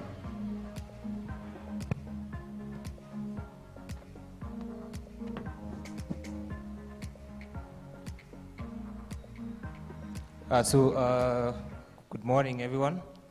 My name is Abraham Sotieno. I represent Knights Energy and Drive Electric, and I'm here to represent our project. So to start with, I'd start by saying, knowing EDF is very keen on having to decarbonize the energy sector, also make sure that the energy is decentralized, so people in the remote areas are able to access energy easily. And so that's why we're presenting the solar-assisted EV charging stations supported by the Second Life EV batteries. Yeah, so Knights Energy is under Knights and Apps. Knights and Apps has two branches, Knights Energy, which deals with renewables, mostly solar energies, and that's 70% of the business, and it also has Drive Electric, which takes us 30% of the business. So our vision, as you can see, beacon in provision of quality and sustainable energy services in Africa. Those are some of our key partners, customers: Total Energies, Standard Chartered, GIZ. These are people we've worked with. Our revenue yearly, 3 million, and this is a Kenyan-owned company, 100%. So I've talked about Drive Electric. It supplies more electric four-wheelers, more than any other company, 105 out of 350 four-wheelers in the country. It operates 22 charge points across Nairobi and a few in Naivasha. This is the company structure. Our CEO at the moment is in Barcelona, engaging with one of our key partners, Seal Control. As you can see, these are the things we've done before. So this is one of our charging stations at the Well Karen, supported by solar. We were the first company to open the first ever charging station for Total in Africa. These are some of our key partners. We're engaging with them actively on the charging sector. We're also actively engaging companies that are doing battery repurposing, especially for EVs. For example, batteries from Germany, we're in discussions with them on how we can roll these things in Africa. At the moment, we're engaging government stakeholders, like for example, regulators such as IPRA, on having regulations and policies guiding the retailing of energy to electric vehicles. We're also working closely with KPLC. Very soon we'll be installing a rapid charging station at one of the offices. And we also worked with KEBS in the past to inform the standards that we currently have. So what's our proposed objective for this project? So we want to demonstrate the viability of energy as a service and promote energy independence and security, attract commercial capital, decarbonize the transport sector. This is very key for us as a company. Create visible economic impact for the community. So our outcomes, at least create 100 jobs by the end of the year, reduce carbon emissions from the transport sector, have partnerships from the utilities, banks, who are good supporters, and also transport as a service needs to take advantage of the energy that we generate, the excess energy. So this is just some few numbers you can see. The couple that I shared initially. So when you introduce the solar, the blue one, that's without the storage solution. So when you bring in a 24 kilowatt storage solution, and this one specifically is from the Nissan Leaf. So we are talking about a solar-assisted EV charging station supported by EV batteries, repurposed batteries. So maybe the batteries come to the end of life. What do you do with those batteries? We're going to have a problem of recycling and all those other issues. So we need to repurpose those batteries for stationary energy, and you can see the costs that we're able to achieve. So when you introduce the energy storage part of it, we're able to have at least 30% savings monthly. So for me, we never had so much activities because that's when we officially begin the business as transport as a service, where we lease out taxi vehicles to the public, they're able to charge on our charging stations, and now the next step is introducing the stationary storage solutions so that when the grid is down, you're able to charge your vehicles. Also decentralize this solution to other areas where the grid can't access. Our customers mostly, we could say, battery swaps, those who want to charge their vehicles on our charging stations. But the key thing is decentralizing the energy, decarbonizing the transport sector, and ensuring that it's easily accessible and it's affordable. You also want to take advantage of the time of use of tariff. During the day, you have your energy storage as well. So what you're asking for is fundraising for investors to raise the debt-to-equity ratio, and also to set up a commercially viable solar-assisted EV charging point supported by battery solutions. So thank you so much for your time. Thanks. Thank you for your presentation. We can start by the question. Well, already 7 seconds. Waiting for the timing. Sir, I couldn't understand what is your current traction. If you could tell us some numbers about the number of stations that you have, the number of vehicles that you have charged, and so on. And another question is like, how mature do you think is the market, and whether that is in your favor or is becoming a roadblock? Can you repeat the last question? How much? How mature do you think is the market, and whether it's going in your favor or becoming a roadblock? Okay, so the first question is how many charging stations you operate. So at the moment, we operate 22 fast charging stations across Nairobi. We are hoping to scale that with another 22 50-kilowatt charging stations across the region, possibly go to Uganda as well, set up charging stations. And our key focus is having a solar assisted, so having solar as part of those charging stations to reduce the cost of energy at day. So take advantage of the solar. In terms of the market, at the moment, we are the biggest operating when it comes to charging stations. We own almost 70% of the charging stations in Kenya at the moment, and we are keen to expand across East Africa. Yeah.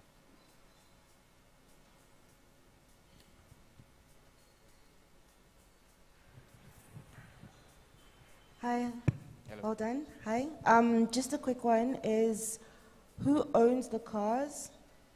So I'm trying to understand exactly what you're selling. Are you selling charging of the cars, or are you selling car rental? So just to better understand that. And then that obviously would have other questions, but not for now, especially if you say that you guys own the cars. Okay. So as I started, Nights and Apps has 2 divisions, Nights Energy and Drive Electric. Nights Energy takes care of the renewable part of the business. So they're in charge of the solar systems, they're in charge of installing the charging stations. Drive Electric, on the other hand, takes care of the transport as a service. So Nights Energy owns 72 electric vehicles. These vehicles have been leased to taxi drivers. 50 of them are on the road. A number of them are with the corporate clients, and some of them are being used for research and development. So the company owns the EVs, which they've leased out to the drivers to do their own business. At the end of the day, there's an amount they pay back to the company. Okay, cool. Thank you. And that makes your product really even better. So thank you and well done. Thanks.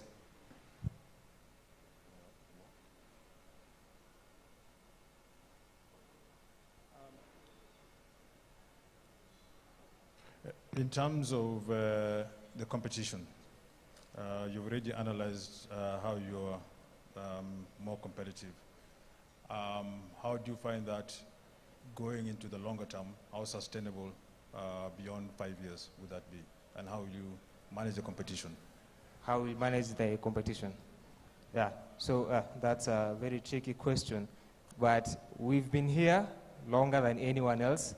Nights Energy has been in the business for 12 years, and specifically on e-mobility more than 10 years. Actually, Drive Electric is the first company to bring the first electric vehicle in Kenya, and the first company to install an EV charging station in Kenya.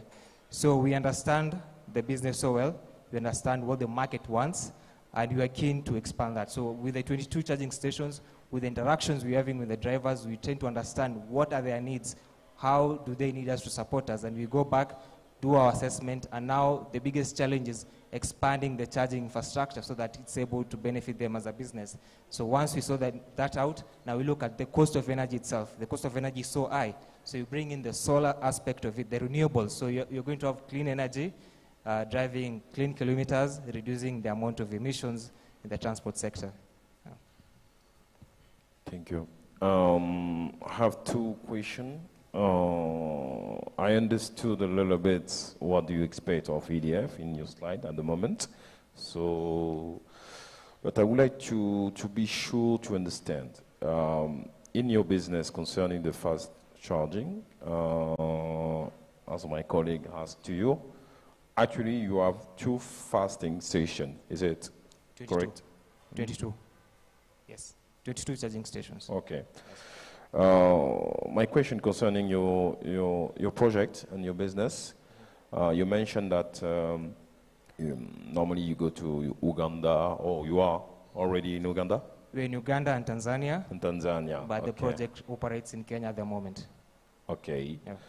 And is it an ambition for you to maybe to go across Africa or in West Africa or something like that? What do you think about your project in this kind of country? The first question, have you already some study or something like that?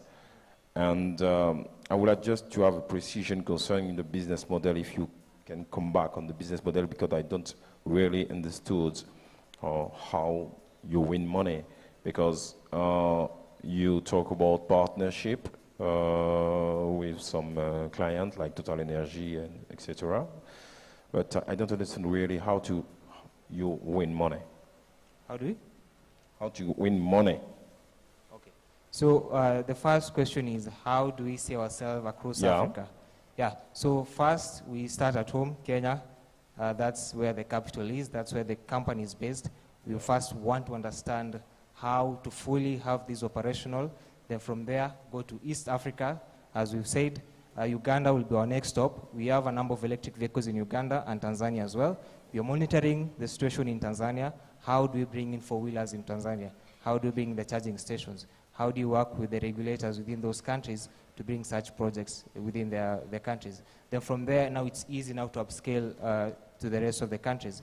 Now we're involving partners from Europe, especially those who are in the charging stations. We know Europe is way ahead when it comes to e-mobility and charging stations. So the expertise will be very key for us to expand, because they've understood the challenges, and now we're able now to also study the challenges for Africa and provide solutions for the African market. In terms of business model, the partnerships we are working with. So for example, you've mentioned Total. Total, they contract us to design for them the charging stations, the solar systems. We've done more than 70% of their charging stations across East Africa. And so our key area is to support them as like technical expertise on a technical side of it.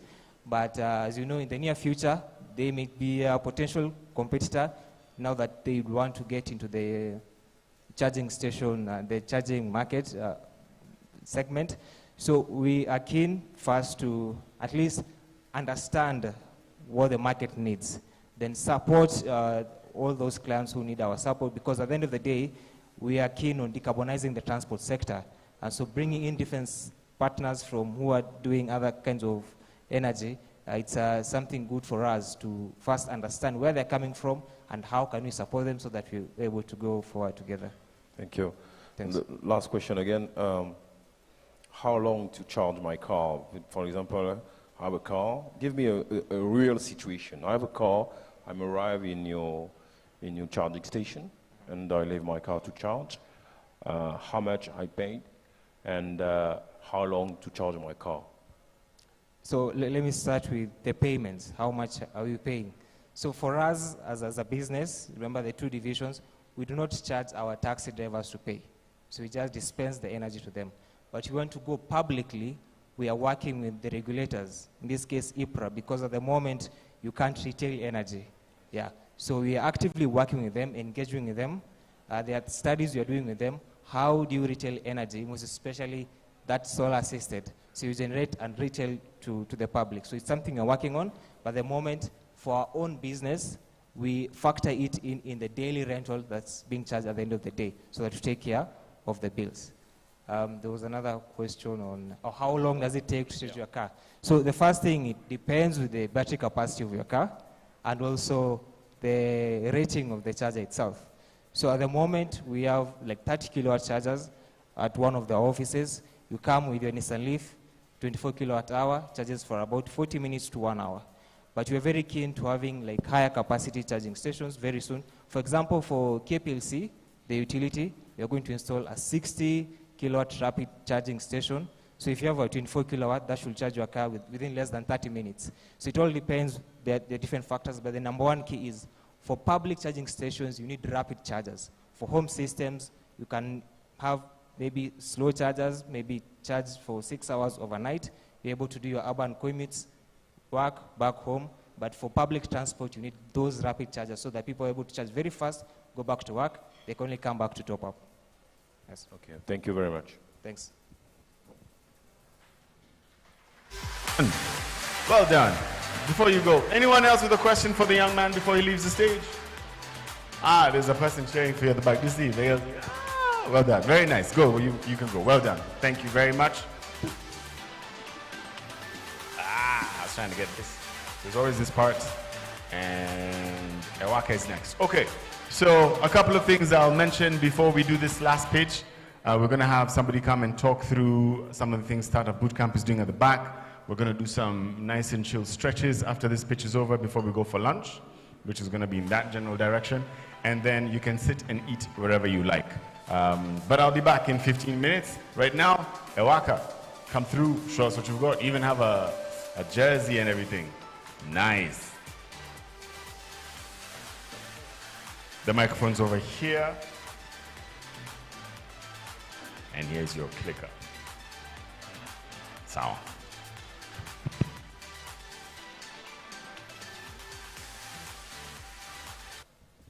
Good afternoon, ladies and gentlemen. My name is Jimmy Tune, and together with my partner, Celeste Vogel, we're here to decarbonize last mile transport in Africa. Now, in Kenya today, there are more than 25 electric mobility companies. Now, most of them are offering fully built borders, right? Which is good because then they are encouraging the transition to e-mobility. Now, if you think about it, in Africa, there are more than 26 million existing petrol bikes. Now, no one has focused to find a solution on what will happen to these existing petrol bikes, for example. And this is where Iwaka comes in. We have been able to develop an expertise of retrofitting existing petrol bikes into electric bikes.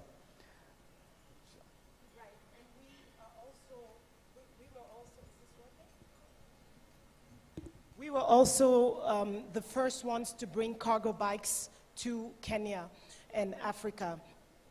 Our innovative solutions is not just about transportation, it's about transformation. We are transforming the way that people move for commute as well as the way that businesses operate. We have three revenue avenues through sales, rentals, and after-sales services.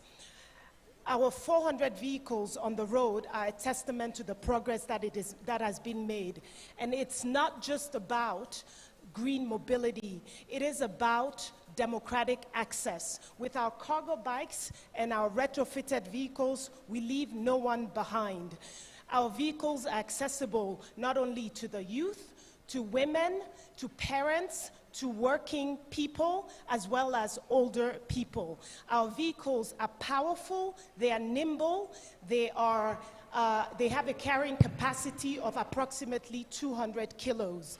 This, ladies and gentlemen, is a catalyst for hope for the cities in Africa.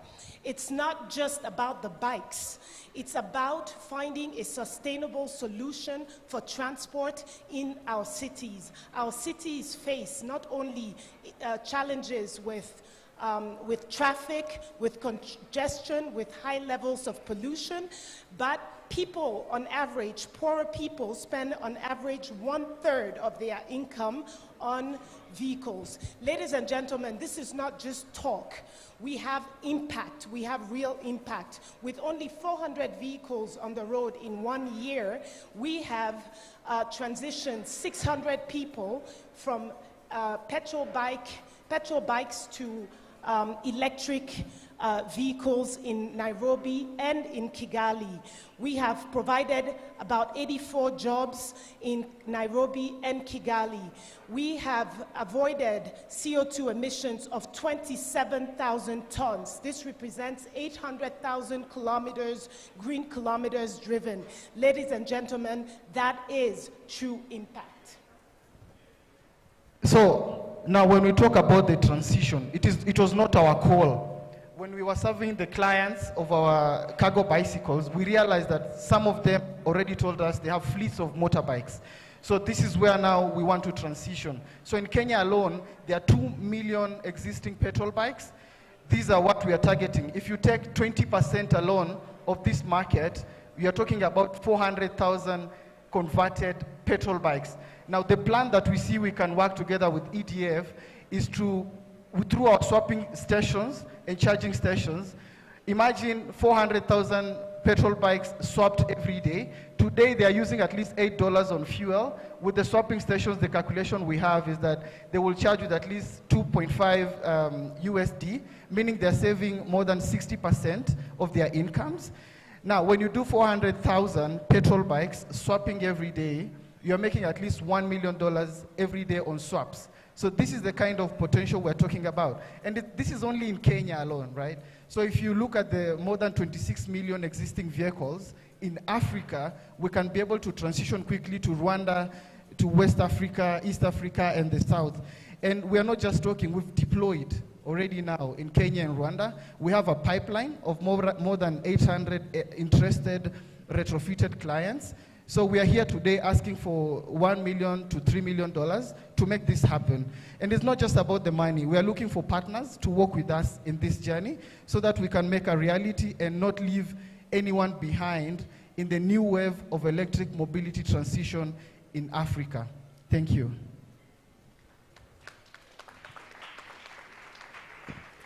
Wow, thank you very much. This is very interesting. Ladies first. I'm a gentleman.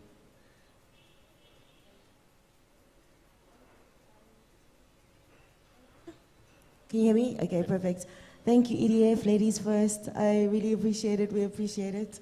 Okay, so my question before that, congratulations to Iwaka and what you're doing. Thank you. Yeah, we don't have borders like this in South Africa, but can't wait until they do come that side. So I think my question is, what is your revenue model across the value chain? I'm trying to understand where you are. So do you do refurbishing? And then do you have charging stations for the bikes that you have refurbished? And then do you do swap outs or trade-ins at the end? So I'm just struggling to understand exactly where in the value chain you guys lie. Yeah, that's effectively my question. I'm not 100% sure, having seen that slide with the 4 different bikes. Right. So we'll talk to you about 2 of our vehicles, the cargo bike and then the refurbished Boda. So for the cargo bikes, we have, as I said before, 2 models. We sell them or we rent them.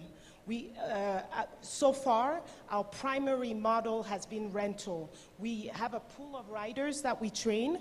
We have agreements with businesses and with platforms such as Bolt and Uber Eats, and we connect riders, like women, young people, unemployed young people, to jobs, and we're paid directly by the businesses. So that's the first part. And from a charging perspective, our riders come and swap batteries at our location or at the location of the businesses. If you buy the vehicle, you get your charger. You can plug it in the wall just like you plug your phone in, and you can charge it. With the retrofits. Yeah, so with the retrofit, we have developed the expertise locally. We have a team of young people, again, who were able to study how we can be able to convert your normal TVS, Boxer, you name them, into electric. So we already have built this up. So what we are doing is only to bring the motor, and the batteries. And again, it works together with the ecosystem that we already have, because we already have, for example, the charging places where our bicycles are being, the users of bicycles are swapping. but we want to like now, expand this across the continent. Yeah, thank you. What is your biggest challenge these days, and other than access to money, and how you are planning to solve it, and how others can actually contribute to that? So let me take the first part. The biggest challenge is really the cost of the bikes. Electric vehicles fully built are expensive. So what we are doing, and part of what we're going to use the money for, is assemble locally and eventually transition some of the supply chain to local manufacturing of certain parts. So that would bring the cost down considerably, because in Kenya, for example, your fiscal incentives are attached to localization. So that's the first part, like being able to build an assembly plant and bring that price down so that people can afford it. The second part is really to find partners to enable people to actually be able to purchase the bikes. As you know, in Africa, for most of the motorcycles, you get financing from your microfinance institutions. And what we need to do is find a way. We've done that through rentals, but a lot of people would like to actually own the vehicles so that they can also use it for commute, and that would, of course, have a larger impact. Thanks a lot. Unless I'm mistaken, if I get it right, I think the use case is mainly for productive use, right? No, sorry, it's for commute. Nope. I use my vehicle to go back and forth from work, to go shopping. It's not just productive use, it's actual commute as well. Okay, how many clients do you have that are using the bikes this way? We have about 26 clients that are not delivery workers. Okay, nice. So how many swap stations do you have? And also, I know one of the issues of e-bikes is the longevity of the batteries. So what's the longevity of your batteries? Right. So our model has not been fixed on the swapping per se. What we do for the delivery riders, you can come to us and actually get another battery that we charge. So swap, but it's all about the charging points. And most of our clients also have a charging point at their location, the businesses, right? For longevity of the bike, we're really focused on good quality. So our batteries for the cargo bikes have a life cycle of about 3 years, 3.5 years, and because the bicycles are super robust, all you would have to do once when you get to end of life would be to buy a new battery, but you would be able to continue to use the same vehicle. How do you manage your you talk about charging point. How many charging points do you have, and how do you manage the charging point? Do you use, for example, it's a joke, but for you, is it possible to use, for example, what is the name of night apps charging? Yeah. Yeah. So at the moment, this is exactly what we have done. The end goal for this will be to enable entrepreneurship. So what that means is that, I don't know if you've seen the way you have agents of M-Pesa across the country. So these are the kind of people we seek to work with long term. At the moment, what we have done is where we have a client, we have put in a charging space. There are some of our consumers who, like she was mentioning, the 26 people, these are people who have like charging spots in the places they have. And we already see synergies with the EV charging people as well. We're actually going to talk to them about this. So we are really partnering. We don't want to invest heavy in the infrastructure. We want to use existing spaces already and then, develop it like that. Yeah.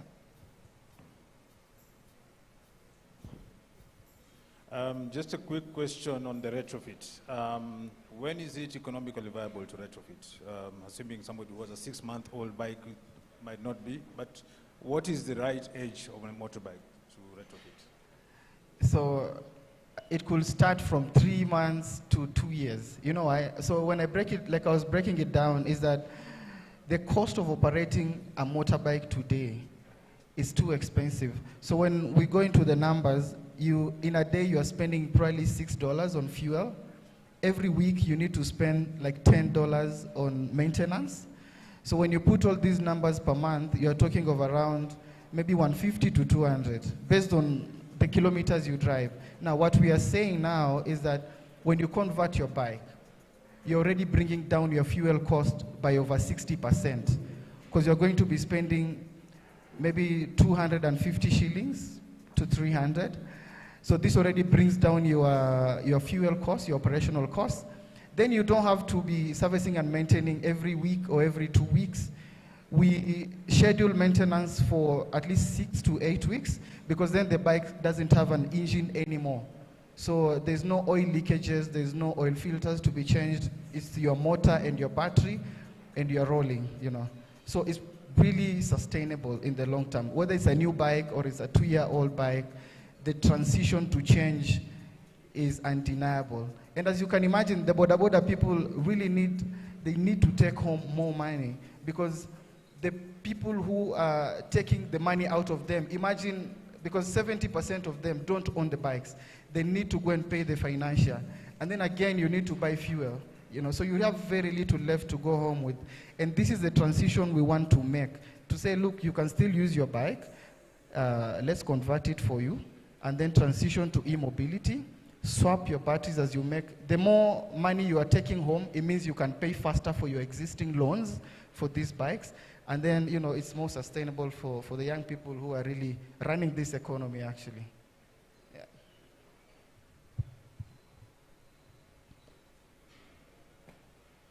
For me, it's okay. I don't know. I ask you, what do you expect of EDF? No.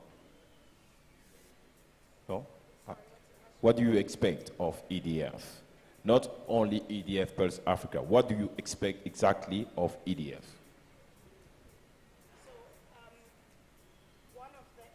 Where we could partner would be on setting up charging stations, particularly in areas where the grid is not as stable or as green as in Kenya, so that we could scale more rapidly in those areas. That would be one area in which we could foresee a partnership.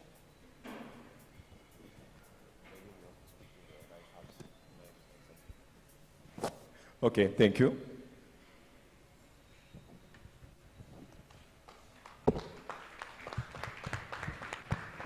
Two questions. Anyone in the crowd who has one? I have a question for you. Don't leave just yet. The jury has done their thing, but then we've got the crowd. Hi, my name is Ken. I'm with the Catalyst Fund. I wanted to find out how much does it cost to retrofit an existing bicycle relative to the cost of the bicycle, and how long does it take an owner to pay back that investment in the retrofitting? So the cost to retrofit, based on the status of the bike, like how old is it, will be around 800 to 900 USD, right? So let's say 60,000 shillings to 80,000 Kenyan shillings, right? So the dollar has been really fluctuating a lot these days, but you're looking at payback to this investment of between 6 months to 10 months, you know, yeah. Which is very competitive from what is there currently, because you're looking at what they're paying back is 24 to 36 months with high interest rates in between there.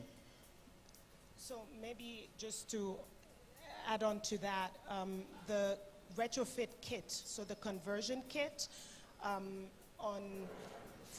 let's say on the basis of 1,000 would be anywhere between $500 to $800. So our cost would just be that. We'll charge for the service of retrofitting, and then we would make our money back on the charging or swapping of the batteries until we've gotten it back, and then afterwards the profit will be ours. So we're talking about an ROI over a period of, after a period of about 18 to 24 months of 35%. Other question?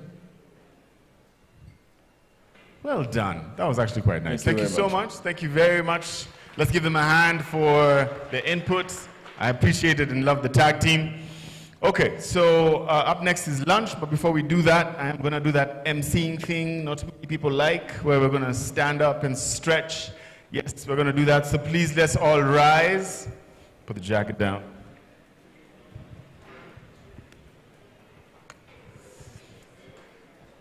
Very clean stretch. It's not difficult to do. If you have a jacket and you're a gentleman, you can put it on your seat if you feel like. If you do not, it's fine as well. All right, so very quick. Hands to the front.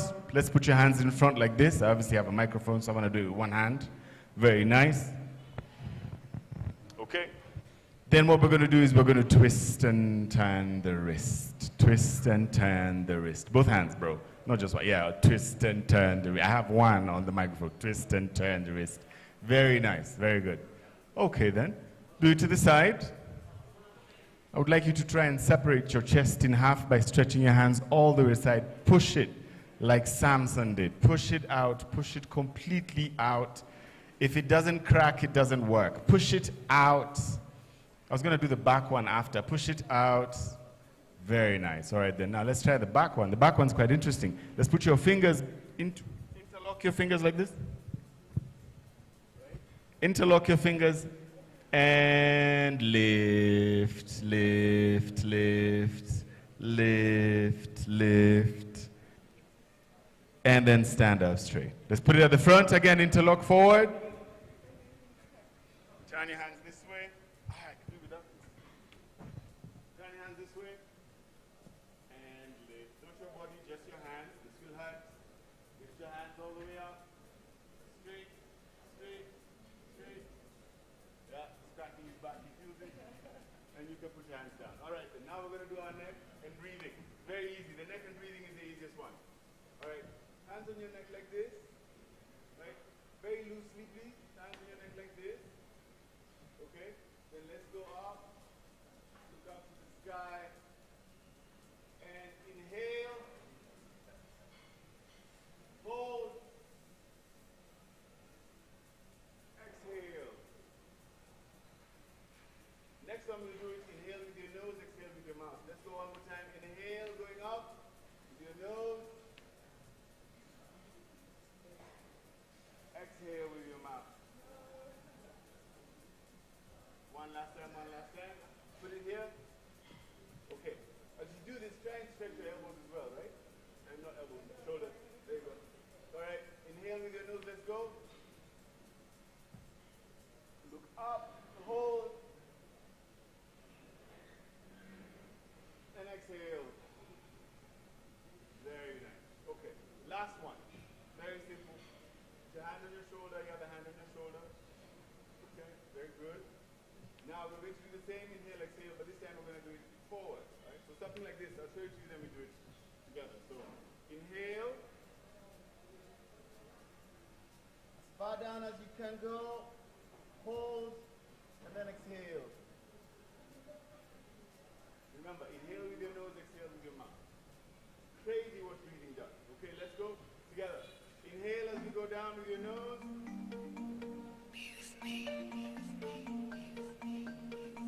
Hold. Exhale.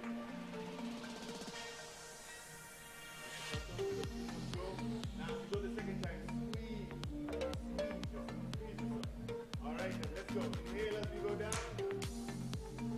Squeeze.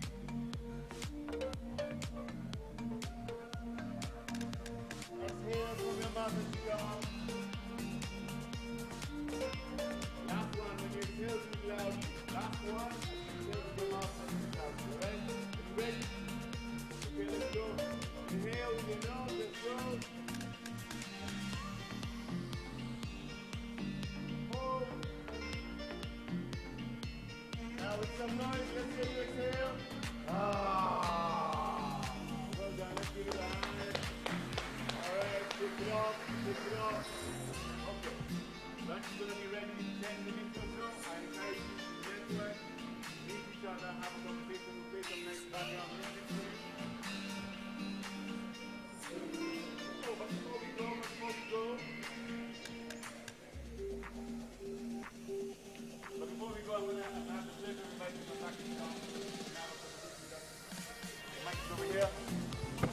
Before we go, we're going to invite Masaka to come and have one small piece of information for us before we leave. And then all the ladies and gents that pitched today, we're asking you to go on the side there. We want to take a photograph.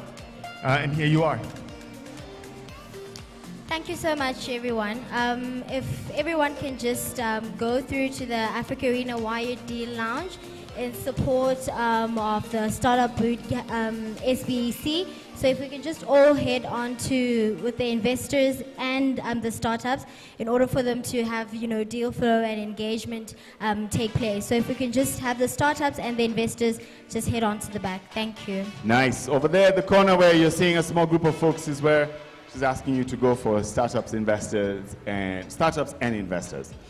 The guys who just pitched, group photograph on the left, and lunch starts in a few, so let's definitely have conversations. Thank you, ladies and gentlemen.